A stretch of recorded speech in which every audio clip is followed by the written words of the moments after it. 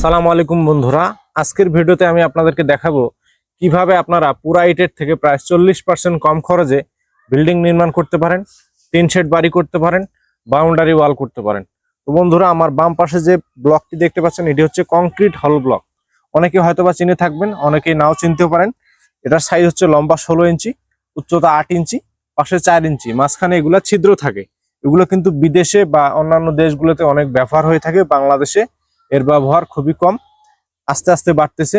কারণ সম্প্রতি সময়ে ইটের ভাটাগুলো আস্তে আস্তে বন্ধ হয়ে যাচ্ছে, যার ফলে কিন্তু ব্লকের চাহিদা দিন দিন বেড়েই চলেছে।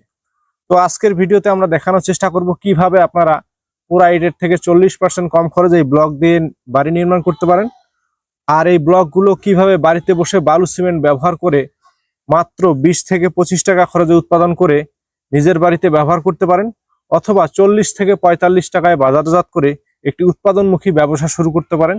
সেই সকল বিষয়ে বিস্তারিত বলার চেষ্টা করব আজকের ভিডিওতে। এবং ভিডিওর শেষ অংশে এই ধরনের ডাইসগুলোর মাধ্যমে আপনি কিভাবে বাড়িতে বসে বালু সিমেন্ট ব্যবহার করে এই ধরনের কংক্রিট হলো ব্লকগুলো উৎপাদন করতে পারেন, সেই ভিডিওটি একদম দেখাবো ভিডিওর শেষ অংশে।